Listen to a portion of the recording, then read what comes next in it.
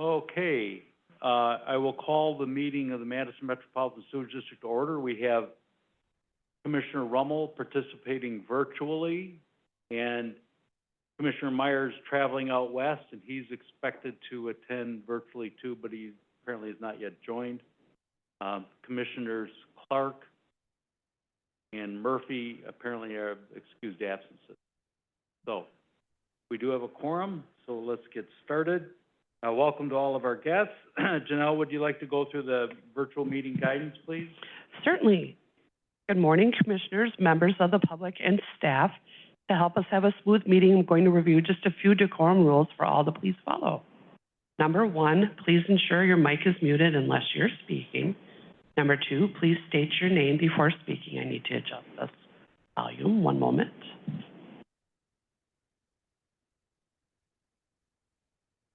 Thank you. Please state your name before speaking. For those in the room, please ensure your mic is about 3 inches from your face, and that you're speaking directly into it when presenting or speaking. As a reminder, the public chat has been disabled, but you can still send messages to the host via Zoom. And this meeting is being recorded, streamed live on YouTube. With that, thank you, everyone. Let's have a great meeting. Thank you, Janelle. Michael, do you have any announcements? No announcements this morning. Okay. Then we have E and F under the opening, and that's going to be Nathaniel Hayden introducing first Cleland, Spencer Cleland, and then Brendan Crumrine, both operators. I didn't mispronounce your last name. Good morning, everybody. So I'm here to introduce Spencer and Brendan. Spencer started May 20th at the district. He's got experience with working with molten glass. Enjoys being in the outdoors, a little bit of a foodie as well. But we're excited to have him here. Brendan started June 10th. He's had got a little bit of previous wastewater experience and industrial biotechnology degree. So this is his first week training with us here, and we're excited to have him as well.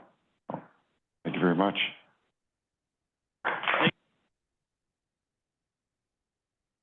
Okay, thank you and welcome to the district, Spencer and Brendan. Okay, item G is a proclamation honoring Michael Mucha's years of service to the district. I just had a few things I wanted to say, and then you want me to read the proclamation pages? No. It's in your, I think it was added to your packet. So when the commission set out in 2010 to replace retiring Chief Engineer and Director John Shelfeffer, it had strong external and internal candidates. Michael rose to the top by possessing the traits the then commission thought necessary for the district as we look to the future. Michael recognized the need for the engagement of the public as a better way to meet district needs. His vision well matched that of the commission. The district has a different governance structure than 12 years ago. We now have regular engagement with our customer communities and input from our employees. With the district, Michael has seen significant opportunities and difficulties arise over the past 11+ years. From Act 10 to the Badger Mill Creek discharge, the challenges were varied and are significant. To address the varied challenges, Michael used the 8 capabilities or tenets that are laid out in that proclamation. These tenets are important to a successful organization. In many respects, however, the district has the same approach as 12 years ago and long before. It is innovative, it is a dedicated workforce, and it approaches challenges with thought. Those basic tenets have served the district well since its inception almost 130 years ago. Michael has served the district well, and I, as a commissioner, have grown with him just as he has grew under the auspices of the commission. So, Michael.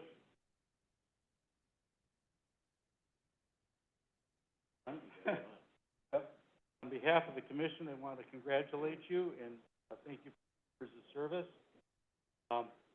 Nobody, I guess, wanted me to read it, which is probably good because it's pages. And then also, here's a little gift. Thank you.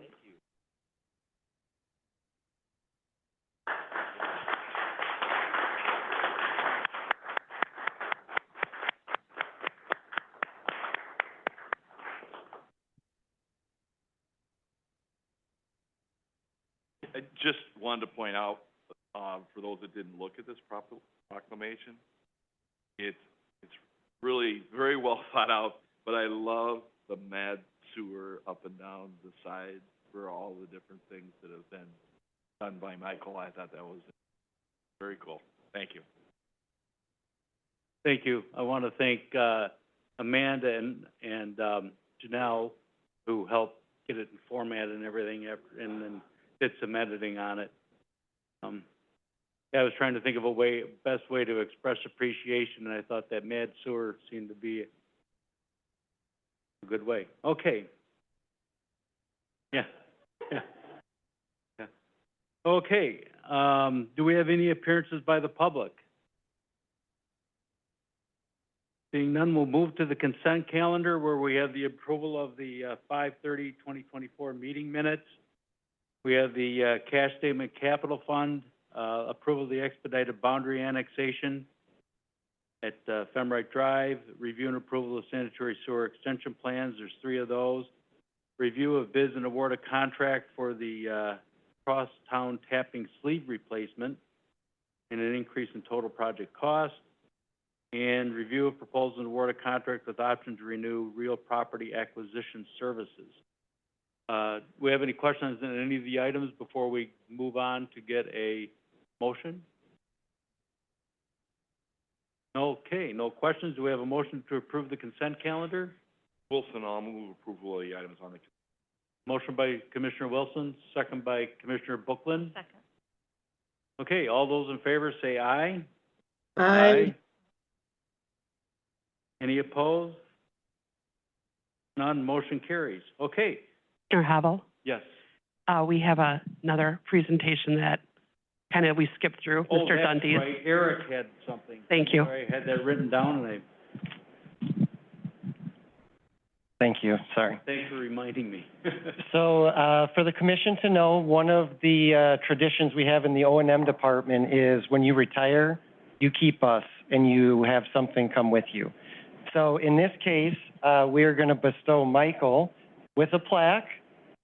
The idea with this plaque, though, is it's the reclaimed wood from this building type of thing. So we want to provide him with his legacy and a little tradition for us, just to give him a gift that he can put up on the mantle or whatever he wants to do with it. So this isn't like our mechanics where we give him a 100-pound pump or something like that. So we tried to make this a little better for him, so, yeah.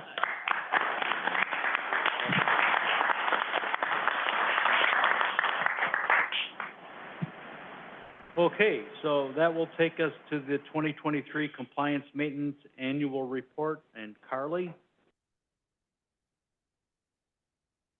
A little nervous. One of us. Yeah. Oh, come on.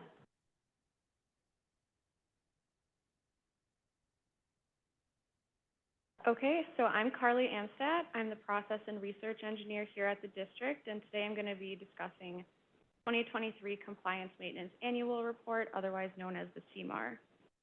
Slide, please. So why do we do this? So this is required by the Department of Natural Resources through the Wisconsin State Legislature. This legislation describes the compliance maintenance requirements for treatment plants such as Nine Springs, and it also upholds our permit requirements. So in addition to submitting the CMAR, it also requests that the commission certify a resolution statement which verifies the completion and accuracy of the report. Next slide, please.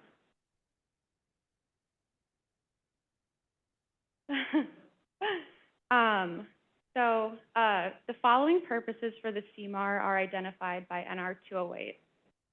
First and foremost, it serves to protect public health and the environment by initiating action to avoid water quality degradation and permit violations. It also serves as an educational tool which promotes owner awareness by facilitating discussions around treatment plant needs. It also identifies areas which are in need of improvement, which allows us to maximize useful life and performance through improved operations and maintenance practices. And finally, it initiates new projects, promotes formal planning of new projects, as well as design and construction for projects around the treatment plant and collection system. Next slide. So the CMAR aims to identify the average performance throughout the previous year using a combination of results reported from the discharge monitoring reports, as well as the facility's reported goals and plans for upgrades.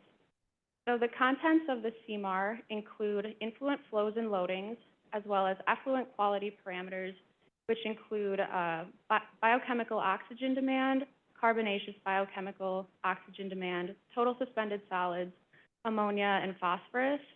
There are also miscellaneous sections such as biosolids, quality and management, staffing and preventative maintenance, financial management, and sanitary sewer collection systems. So as each of these sections are answered, a grade is auto-generated on the report that is similar to a grade school report card. So each of these sections will receive a grade that is either an A through an F, depending on the results that were reported. Next slide.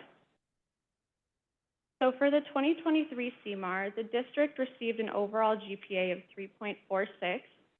So 8 of the 10 sections received a grade of an A, with only the biosolids management section and the total suspended solids section receiving less than this. So we received a D in the biosolids management and a B in the total suspended solids. So in accordance with the goals of the CMAR, we're going to spend the rest of the time addressing the problem areas for the resolution document. Next slide, please. So the main area where the district lost points on the CMAR is the biosolids management section. So for this, even one instance of nitrogen over-application results in the loss of 30 points, which automatically generates the grade of a D. So for this year, we had 20 instances of over-applications, and the majority of these were due to higher than anticipated nitrogen test results. So in 2023, in June, the district staff met with the DNR to discuss a new calculation method for application rates. And so what had happened is, instead of calculating the application rates based off of the previous 12-month average, we moved to a new method of using the most recent 3 nitrogen results and comparing that to the actual amount of nitrogen that's being applied on the field. So while the goal of this was not to decrease instances of over-application, it is a good thing because it allows us to report the most accurate data possible. So to correct this, the district has been phasing out old application equipment. The old application equipment can lead to instances of over-application through human error, whereas the new interrogators are equipped with GPS and auto-steer technology, which helps to facilitate application. So it's our hope that as this equipment is phased out, that we will eventually achieve 0 instances of over-application. Next slide, please.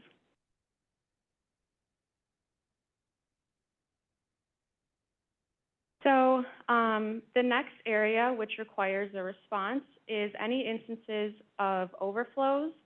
So for 2023, the district had 3 sanitary sewer overflows, or SSOs, and 5 treatment facility overflows, or TFOs.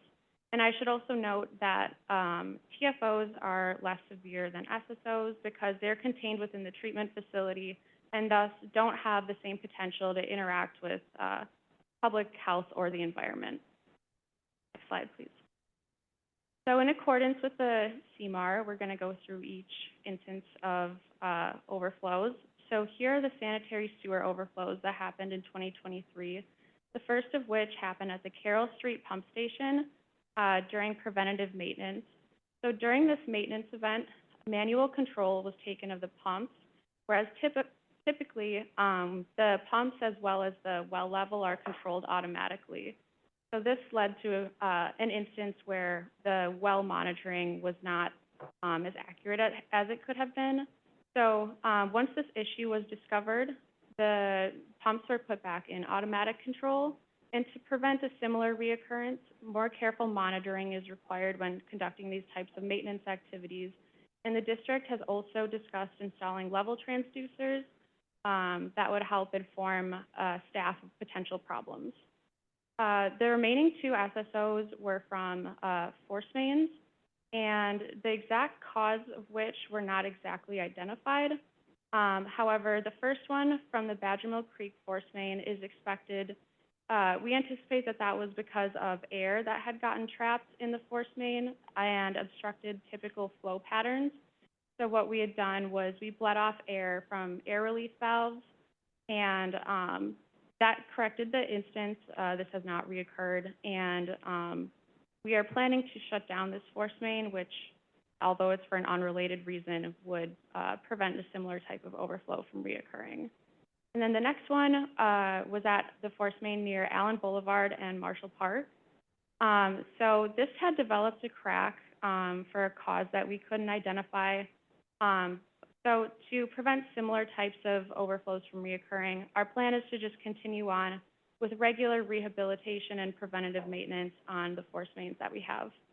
Next slide, please.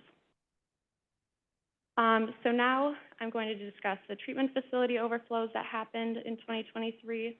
Once again, these were all relatively small and occurred within the treatment plant itself. So the first of which occurred from the centrate well while the centrifuge was operating. So the centrifuge is only operated intermittently and requires process tuning every time it's restarted. So it can be a little tricky to get this going. So once this issue was discovered, we made process control adjustments, including lowering the polymer dose set point, and that corrected the issue.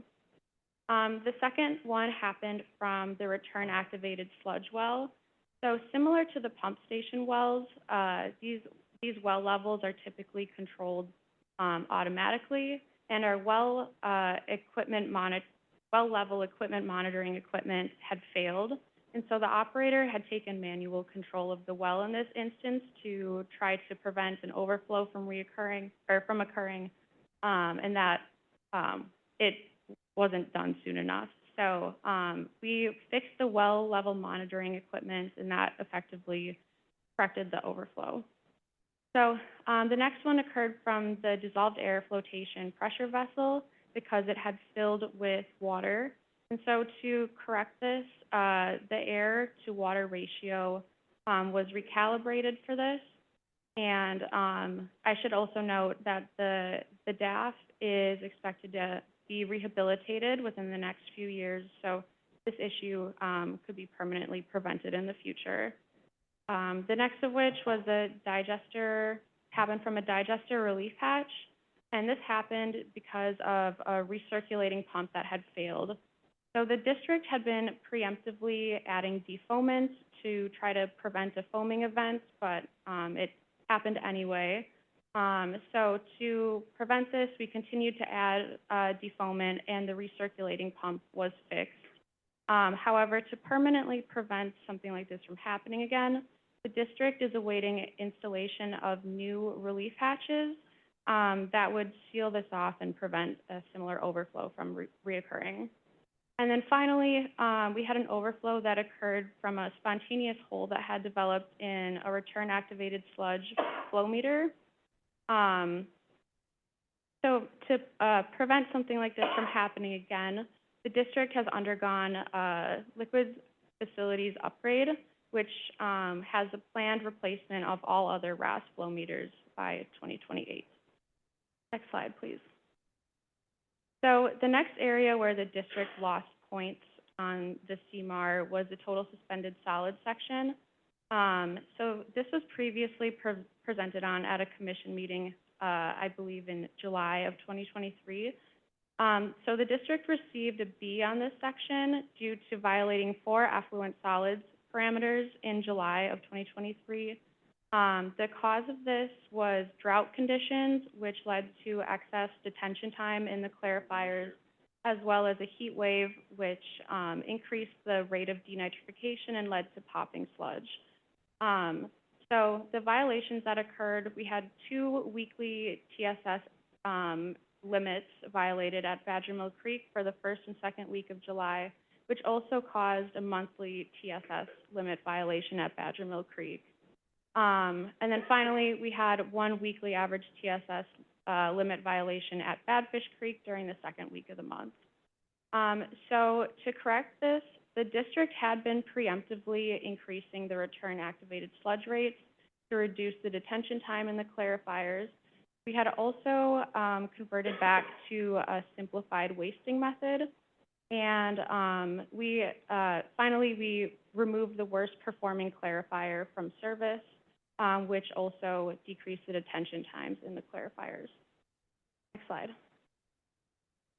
The final section that I wanted to touch on was the influent BOD loading section. So this grade has increased from last year from a C to an A. This is in part due to slightly decreased loadings, but also due to improvements that we've made in the BOD measuring equipment. So the last time the district had undergone a loadings upgrade was in 1998, and this had a design life of 30 years.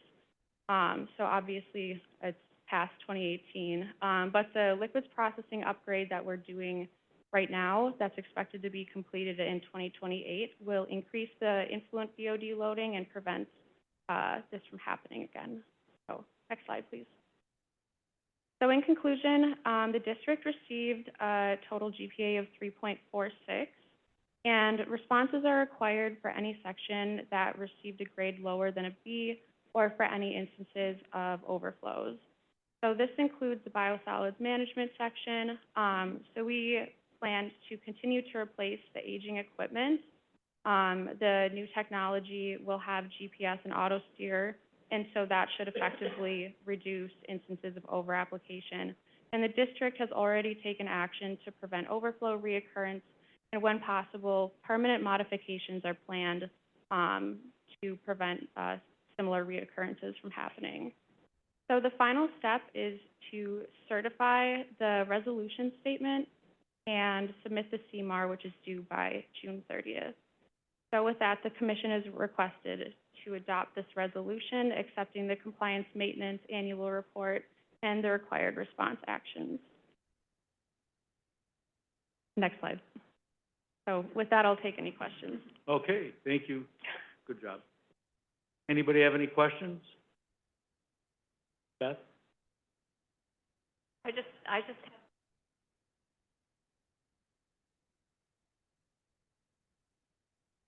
great presentation, really good, clear, and I really appreciate it. When will the new equipment be in place? Which one? The biosolids application equipment? I'm going to defer that to...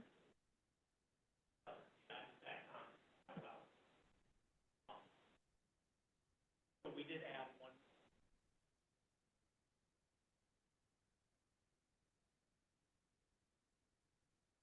So we did add one new applicator for this year, so that puts us up to 4.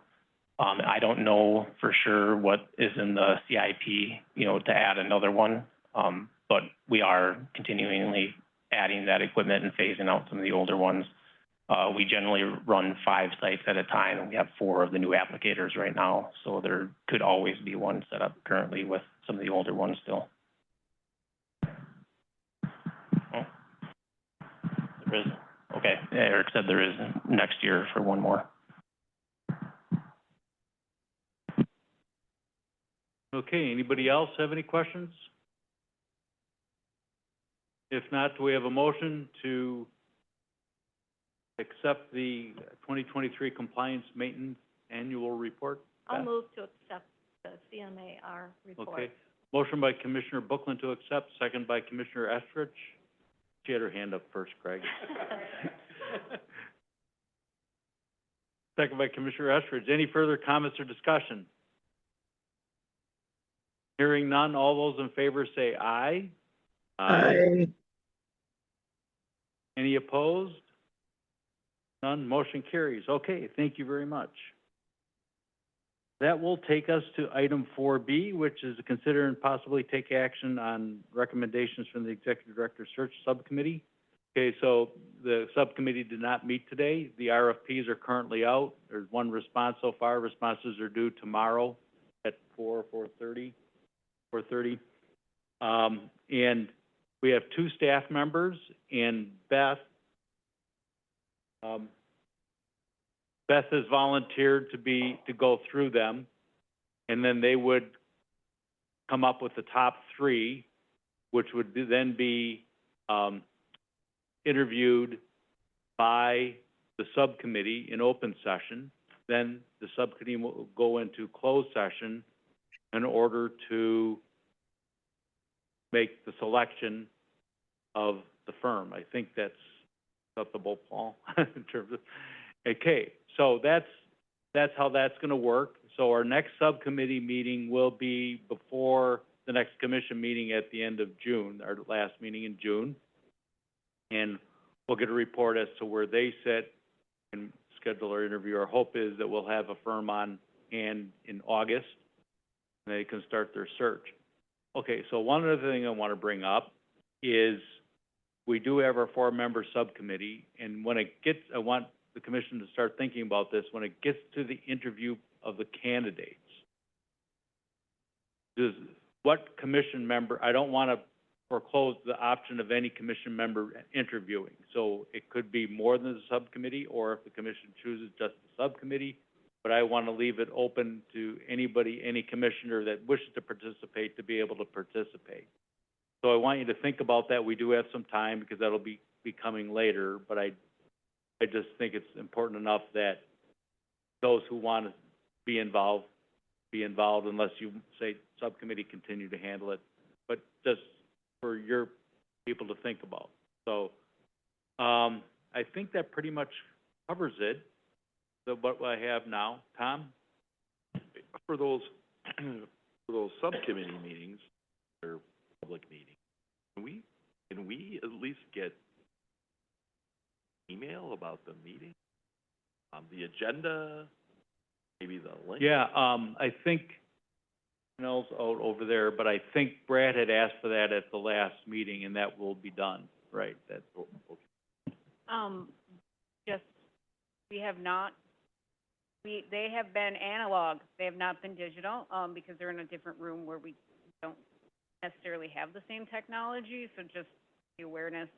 If commissioners want that subcommittee meeting to have a virtual component, we'll have to figure something out for awareness. But at least we'll get you the agendas, yeah, so that you know when we're, typically if the commission meeting's at 9, you'll know the subcommittee will be meeting at 7:30. And mainly, this is gonna sound really weird, but mainly it's just so I know that, I know Paul's probably looking at them, hope he's looking at the, I just wanna make sure that, like, open meetings laws. Yeah, we've had, discussions with Vanessa as how we came up with the process for the RFP selection, so we'll probably have to do something similar when we get to the interview to make sure that we're not disturbing any public records. Yeah, especially if there are more commissioners interested in doing interviews now at a quorum, then that will require some different issues. That's the kind of. So as we approach, I'll get in contact with Paul or Vanessa and see how we can handle that, interview process. Okay. That will take us to the Executive Director's report. Michael? I don't have anything to report. Oh. President Hubble. Okay, thank you, Michael. Paul, Regulatory and Legal? Just a couple of things. You have the update in your packet, but basically it's kind of a summary. We're in kind of a hiatus period, so it's kind of a summary of what the legislature did. They're gone. They are not going to reconvene until the spring, so next couple of months you're not going to see much in that area, but this is kind of a final review of that. Most of the rules are, in process. There hasn't been anything immediate. Anti-DAG is probably the rule that we're following the most closely because that could have some potential impacts. And then, in guidance documents, the department issued its latest disinfection guidance. And you'll recall we had a number of discussions about that, and we kind of reached a resolution for the district. But the guidance document that's coming out is an attempt to put some better parameters around when extended disinfection seasons are required. Frankly, I don't think it's helpful enough. We're going to be submitting comments on behalf of our other wastewater communities, but it won't have any direct impact on the district because of our permits already taking that into it.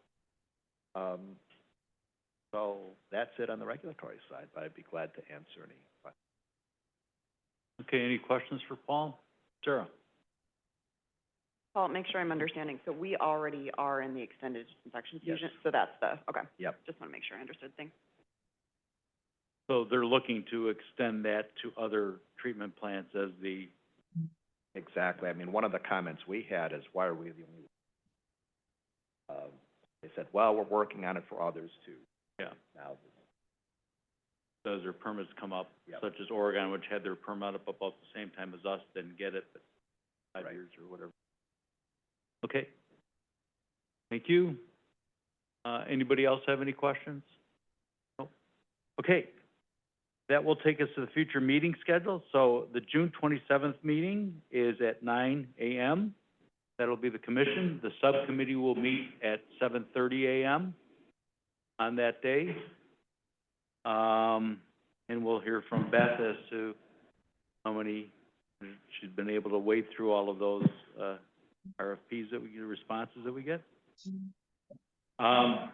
So then we'll have to, at some point, at that meeting, we'll probably decide when we meet to do the interview of the 2, 3, whatever firms that we interview, because probably anticipate about an hour interview for each. Okay, so that gets us through 5C. That will take us to the closed session. Commissioner Hobble? Yes. Oh, sorry, Cassie here. I have Katie Crawley here that would just like, from the office of the mayor, that would like to give a commemoration for Okay. Michael, if I can give her the microphone.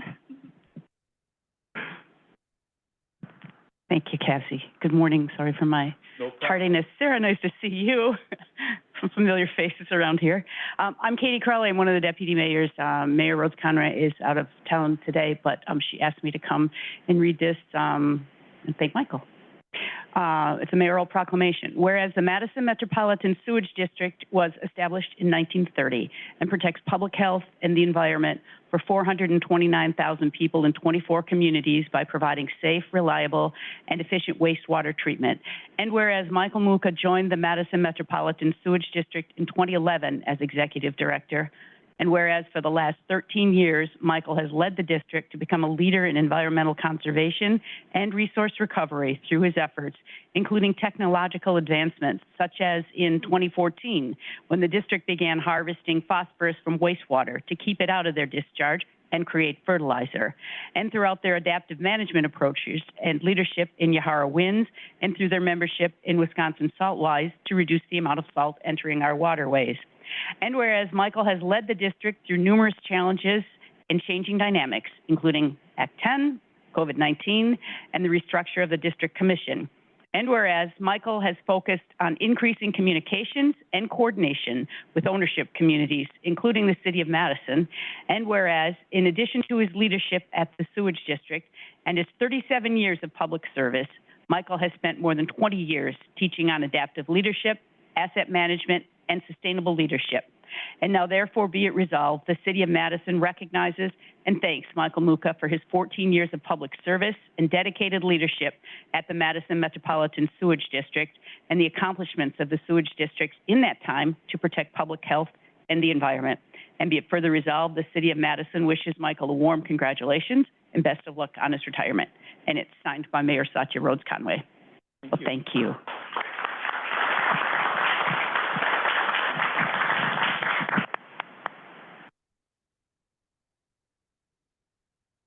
Can I just add one more thing to that? Is Go there ahead. any way that we can get a digital copy of that somehow? Anybody? Could you get, you send a digital version of that? Or Michael, could somebody scan it? I just hoping to get a copy of it. Yeah. Got it. Thank you.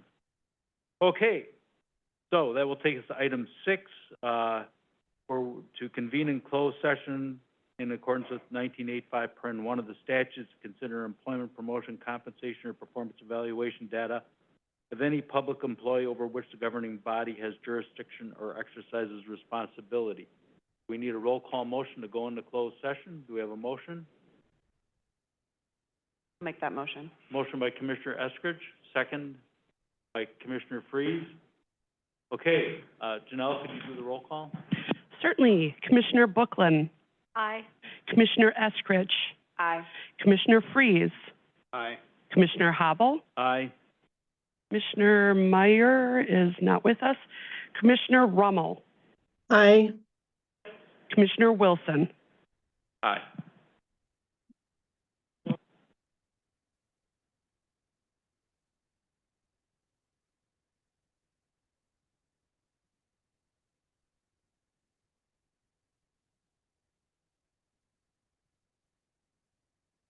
Commissioner Rummel? Yes? I did send an email out yesterday, so you'll be joining via Teams. Please note that email I sent yesterday afternoon. Thank you. I'll go look.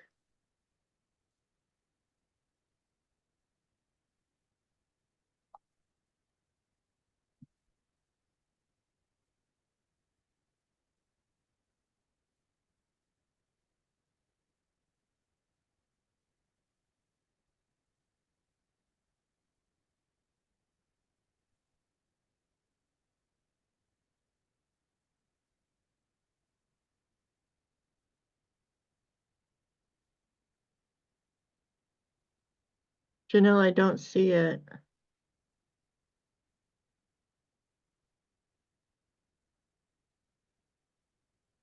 Commissioner Rummel, did you have a question? I don't see the Teams invite. Okay, one moment.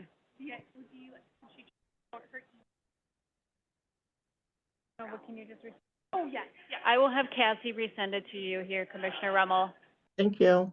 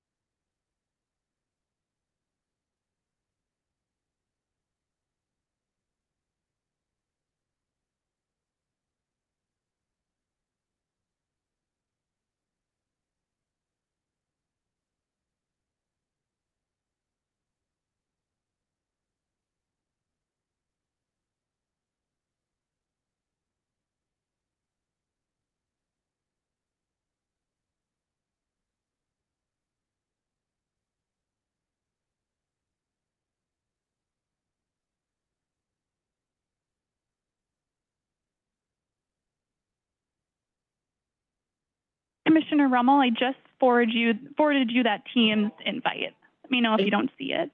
I see it. And You- actually, I found the older one, but then I can't seem to, it won't, the older one didn't let me in, so I'll keep trying. Okay, yes, let me know if this new one gives you any issues.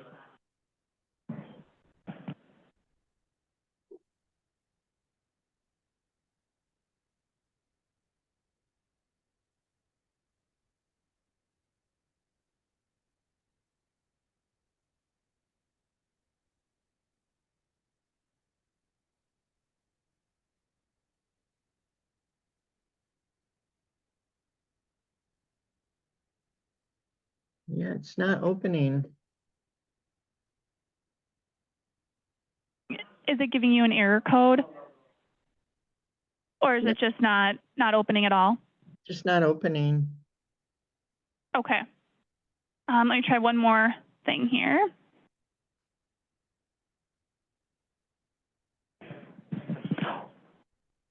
We're gonna let Janelle know, and I think we'll see if we can invite you from the room there. So it'll just be one more moment. Thank you.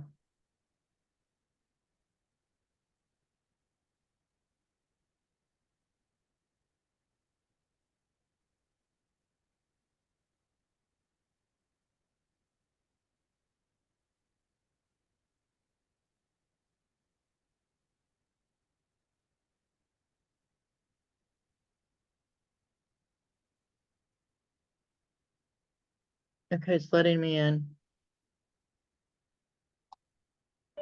You said it's no longer letting you in, or it's It not is- letting you in? It is. Bill? I'm on my way. Thanks. Oh, it is. Great.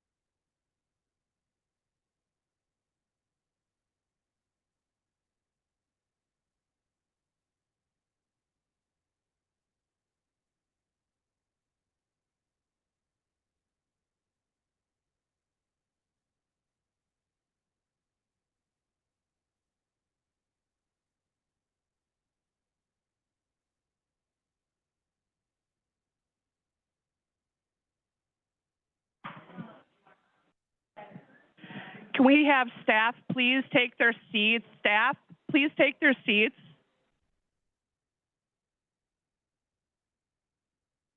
Commissioner Rummel, are you still with us? Yes, I got kicked out of the Teams meeting, sorry.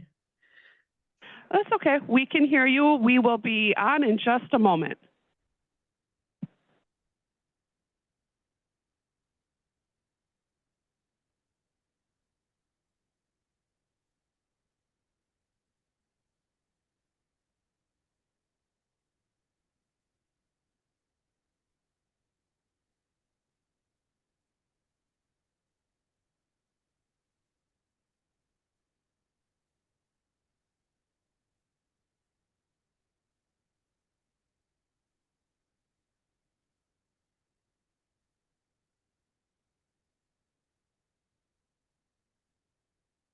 Okay, I'll reconvene back into open session. We had a motion by Commissioner Wilson, second by Commissioner Bookland, when we were in closed session, to move back to close out the closed session, move back into open session. And there was, we were all ayes. That was Commissioner Bookland, Commissioner Estrich, Commissioner Wilson, Commissioner Freeze, and myself. Commissioner Rummel had left the meeting prior to our, prior to the motion to go into closed session. Okay, so that takes care of that. I do want to say that in the closed session, the commission discussed an internal personnel matter that, of course, is confidential, and that we have decided, there's a course of action that was decided upon, and those steps will be taken, and the commission will follow up as necessary with the, to assure that the actions have been appropriately taken. So, that will close that out. The future agenda topics, anybody have anything for future agenda topics? Any other business? Motion. I got no business. My understanding, and my understandings have been sort of hit and miss lately, is that this is Janelle's last, meeting with us? Am I right about that?